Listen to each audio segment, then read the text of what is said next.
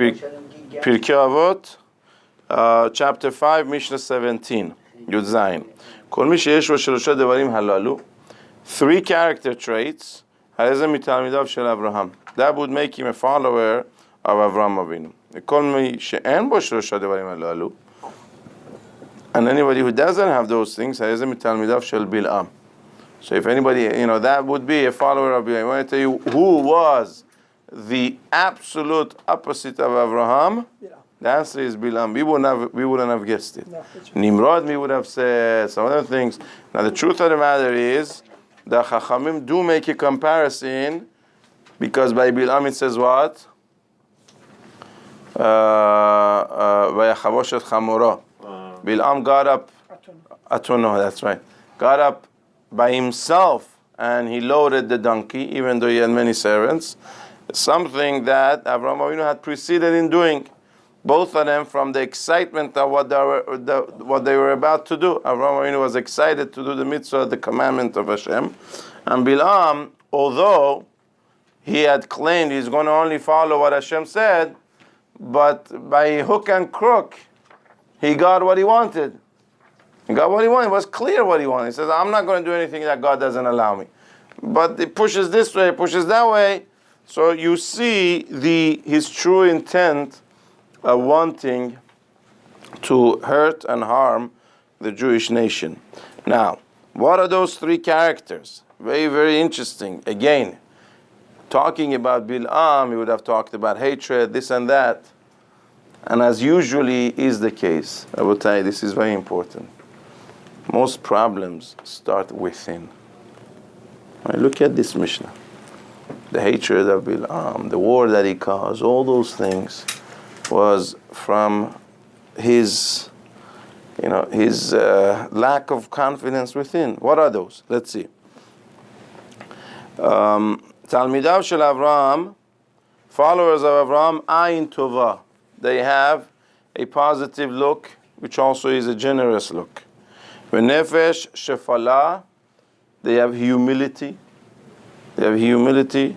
We explained earlier already that humility goes with self-confidence. Humility, not like some people say, somebody who has no self-confidence, not the opposite. Moshe Rabbeinu was the most humble. He was also the most comfortable, the most confident man we know. He told Hashem, I won't let. He stood up. Backbone. Real humble person is humble because he or she recognizes of his own abilities. If I have so much ability, that makes me more responsible, not a reason to boast. That's where humility comes from. So therefore, such a person is very, very comfortable and confident and has a healthy self-image. Healthy self-image. Beruach nemucha, and also not a wanton. I mean, it's not somebody who constantly wants more, constantly wants something. Somebody who cannot be happy with what he has. Again, we have discussed this before also. It doesn't mean that one does not try for higher and better things. What it means is, wherever he is, he could have the happiness. There are two types of people. I am trying to expand my business. I'm trying to, be able to afford a better house, etc., etc. But right now, am I happy or not? Some people, I'm happy. I'm very Baruch Hashem. It's wonderful. It's a wonderful life. Could make it even more and better. Those are things that I'm working towards. But I'm very happy wherever I am right now. But the other one is no. His life is not meaningless until he has that, that type of house, whatever it's called, mansion. And as soon as he gets that house, it's meaningless. Why? Because now it's something else. The problem, that's right, the problem is not the house. The problem is, so Ibn Ezra brings it, there's a bird that apparently, he talks about a bird, it's a very, very interesting mashal. There's a bird that has a bad odor coming from it, right? And it cannot stand the odor. The bird itself cannot stand odor. It's what now? He says, so it never stays in its, it never says they build nests but it stays only a few days. It gets sick of the smell. So he goes and builds another nest. So when it doesn't know this what comes from you. It doesn't matter where you go. Doesn't matter where you go. So sometimes issues are from within. Issues are from within. That unhappiness comes from within. And we change the house or we change the car, it's difficult, or basically it doesn't help to the issue within. So that's what the difference between Bil'am and Avraham. Avoth Talmidav shel Bil'am, Talmidav Ayin Ra, they had a very negative outlook. They couldn't see anybody else. They cannot have generosity towards another. Nefesh Rechava, always wanting something else and something more. Ruach Gava, and eglomaniacs, big egos. They cannot be satisfied. Now let's see how what the Rambam has to tell us. Rambam says, Ki Ayin Tova, the explanation of Ayin Tova is histapkut, someone who's satisfied. Whatever station he is in life is satisfied. Nefesh shefela haperishut. Nefesh shefela means not being so into all types of pleasure all the time. Is a different type of satisfaction, but it's satisfied. I have to have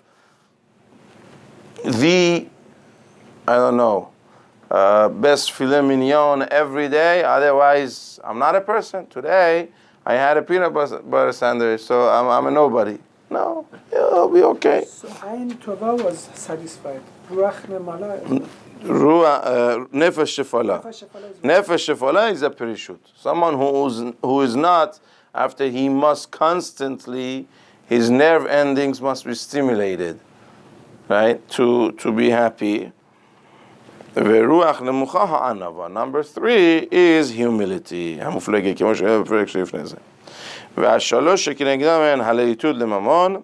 The opposite is the one who has never enough money. You see some people, they talk about it's constantly money.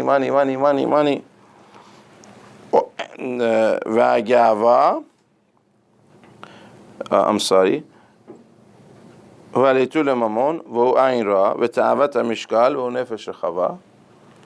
Rambam says the second one that we said about constantly wanting nerve endings to be stimulated, that's in the sexual area. They are not, they don't have a healthy balance in that. They're constantly thinking about it, talking about it, etc., engaging. And number 3, Number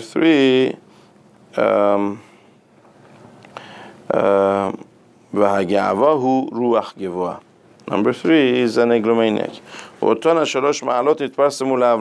The first 3 that we said, the positive way, is what Avraham Avinu was famous for.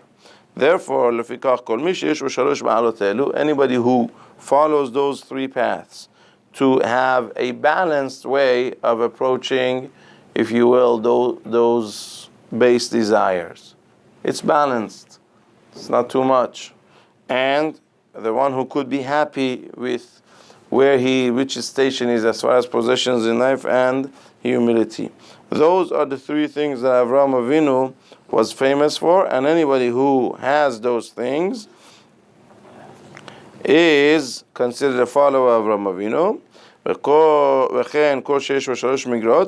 And the 3 opposites is considered a follower of Bil'am, because he is copying the way Bil'am lived. So Rambam says he's going to go on and explain to us where we see the positive traits by Avram and the negative traits by Bil'am. Which are explicit verses in Torah. Where do we see generosity and the fact that he was happy with him? So we talk to Melech Sodom, right? He said, I'm fine. I don't need your money, even though the accepted international laws governing those times was, you win a war, you keep the wealth. That's how that was the accepted international laws. But Avraham Avinu had that generosity and really that satisfaction with his own wealth that he was able to say that. Shezot tachlit ha'istabkut, which we see is an ultimate satisfaction. She'azum mamon gadol, such a huge amount, and we are talking about billions. Think about it. A whole city's worth of wealth. Is that good or bad? That he didn't get it. Get the It's money good. and It's good that he felt he doesn't need others. Soneh matanot yichye. Was not matana. He deserved it. Yeah, but see, Exactly. Yeah, Poskim say, because he was his. Poskim say there's a difference between losing something and not getting something. Poskim say any money where the other person feels not satisfied, that there is room not to want such a money. Right? I go buy a suit. Okay, so the seller and the buying, it's a mutual thing. It's a mutual thing. But wherever it was put in a position that one side didn't really have much of a choice, like the case of Abraham and Sodom. Those are areas, if one could, obviously it's not a rule, if one could, to stay away. Look, not everybody is at a certain level. I know somebody, he was at that level of asking a question and getting an answer. Somebody asked Avshon Zaman, the bank had made a mistake and put $42,000 in his bank account. That wasn't his. Cool. And he had done some research. They found out why and whatever. I don't know the details. But there was not going to be a Chilul Hashem. It was clear. This was a mistake that is going to go unnoticed. It was not a problem of Chilul Hashem. He never did anything wrong. He didn't trick anybody or fool anybody. It was a mistake. It was an honest mistake. So halacha is such a mistake. You don't have to tell him. If it was a Jewish bank, you would. But. Is it asur to tell him? Is it asur? So yes, Rav Shlomo Zalman Auerbach. Yes, Rav Shlomo Zalman Auerbach. What is the proper thing to do? Now that I don't have to do it, what is the proper thing to do? So if you're holding by it, you should return the money not because you're returning the money because you don't want money that is not yours. It's not the money you worked for. It's somebody else's money. It's not your money. That's I don't like this class. So again, it's difficult. It's not an easy thing for everybody to be able to be holding by such a thing. But it's a certain level. Son'ei besa. We have a pasuk in Torah. Son'ei besa. Those who hate gifts. Those who hate gifts. Right? You know what? Someone. What? How would somebody feel if you come to shul or whatever, and somebody mistakes you for somebody who's collecting money, and they offer you some money? Like, thank you very much, but Baruch Hashem, I'm not collecting any money. On the other side. You don't. That's right. You don't feel I don't need this help. So to come to a point where it applies to all areas of your life, it's a very, very lofty level. I'm not saying it's, but at least to have an appreciation of what it means. I want to hold myself responsible for mine and my family's life. Not that I don't want to, What if you have a credit card bill of $42,000? That's right. Not everybody could afford to live in that lofty level. That's also true. Rabbi Ishai, I'll tell you an interesting thing. Rabbi Ishai says that in Birkat Hamazon, some have a nuskha, we ask Hashem, right, that he should give our parnasa with an open hand. It should not be limited that I have to count every penny. Right? So by the way, you see there is something to it. Obviously, there is something to it about frugal living. One We don't want a pazran, someone who doesn't care about money and wastes money all the time. But we do ask Hashem that, there should be a way that with our family and we don't have to count every single penny. It should come easily, should not be painful. So some have a nuskha of beheter velo beisur. Hashem, you should give us a parnasa that has a heter velo beisur, and not isur. So Rabbi Shchai said, don't say this. You don't need to ask Hashem that He shouldn't give you parnasa beisur. Hashem never gives you parnasa. Somebody decides to go and be a con artist and steal from people. It's your job. That's his choice. Hashem never did that. So don't say that. However, Khatam Sofer has a ma'alech. He says this tefillah means that we should have the zechut not to have to rely on certain heterim. He's not saying asur. He says some people don't have the zechut. Some people have the Baruch Hashem, the revach, the possibility to say no to the $42,000. Some people don't. For some reason, for some zechut, is what?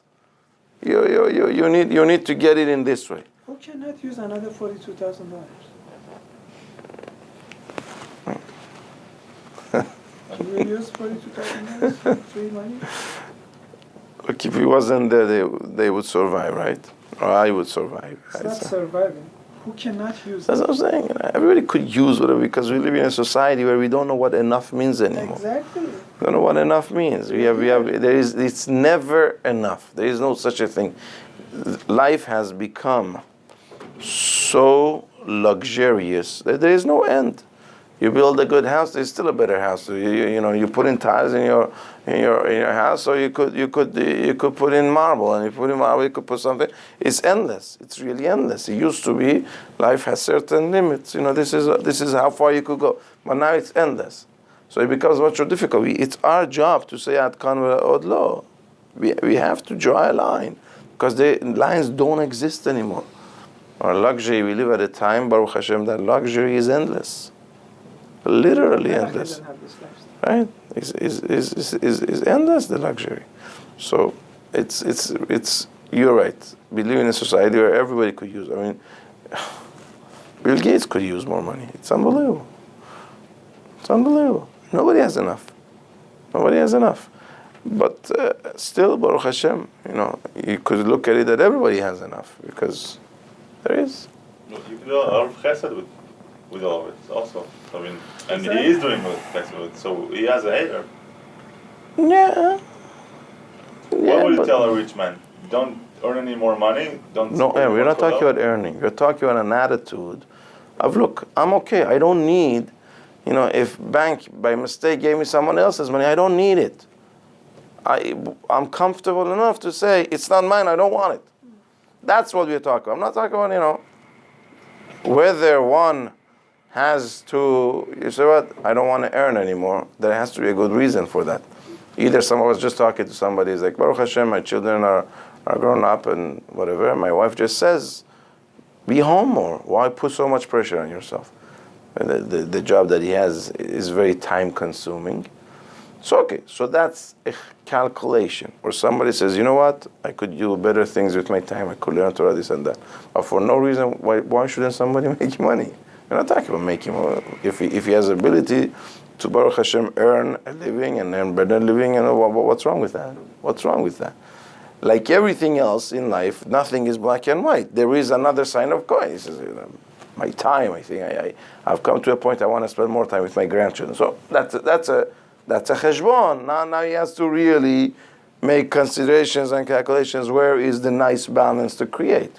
But for no reason, why shouldn't I'm not talking about making money. We're talking about this attitude of son'e besa. We have in Pasuk, those who hate to be gifted.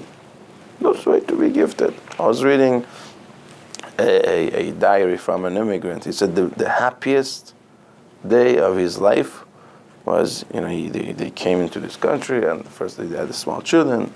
They couldn't afford basic necessities, milk and bread, to make sure that the children, so they started working. Also they got help from welfare, etc. I said the happiest day of it is that my income reached the level that I wrote a letter to welfare Thank you very much. You could have stopped our assistance. I could afford the cost of living for my family. That attitude you're talking about. That attitude, like, okay. So now I'll stand on my own feet. Even the welfare still would have perhaps helped for another. There was a bracket, I guess. There was a gap in that bracket that they still did qualify, but he felt, even though he does qualify, he wants to stand on his own feet and he doesn't want to. That's the level you're talking about. And that's what Ramos is. The fact that he went to a Rav to ask, he was ready to... That's right. That's exactly what I'm saying. He was able to see that, you know what? I wouldn't probably go to a Rav and ask. Because I know the answer already. All right. Very good. Very good. We'll stop. From Paro, not from King of Sudan. Why he took money from Paro and not from King of Sudan? Unbelievable question. Unbelievable question. Zohar HaKadosh asked this question. So now is there any difference before I give you the answer of Zohar HaKadosh? King of Paro was unjustified.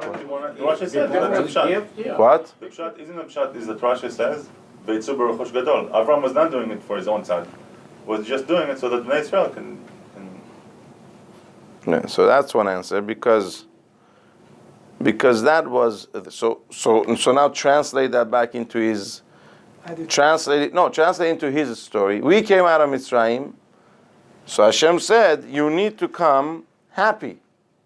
That at the end of the day you see all your years of work was not unfair, was not unjust. You paid for it. So that's what the same thing, not Abraham that cared for the money so much, but hey, they caused pain and suffering for him and Sarah. So they paid for it. That's fair. Now, the truth of the matter is there's a level of fair even by Saddam. It's fair. He went to war. Right? He said, okay, for soldiers, what the soldiers should get, pay them. That's also a lesson that we have to have. We cannot be tzaddik on other people's account. So them pay. I myself, I feel I'm okay. Right? That's one thing. And you want to know another Zohar HaKadosh, right? I leave it up to you whether you want to share it with your wives or not. Zohar HaKadosh says because any bracha that a person gets in his house financially comes through the women in his house, either his wife or his daughters. Not the whole thing. From what? From The what? whole thing. From what? From That's what Zohar HaKadosh says. It says any bracha that comes in your house is b'zuchut your wife and daughters. So would you? So therefore, over here, since Sarah was the one who was taken, so he knew this is the bracha that is for me. Whereas the other place, he felt I could do without. That's what it's Zohar HaKadosh. It's a difficult thing, but my father always says you could experience it. Anytime somebody has a baby girl, Baruch Hashem, Shefa and Bracha comes with it. So, right? Okay, we shall continue. That's the bracha of Kohanim. The bracha Hashem Yishmerecha.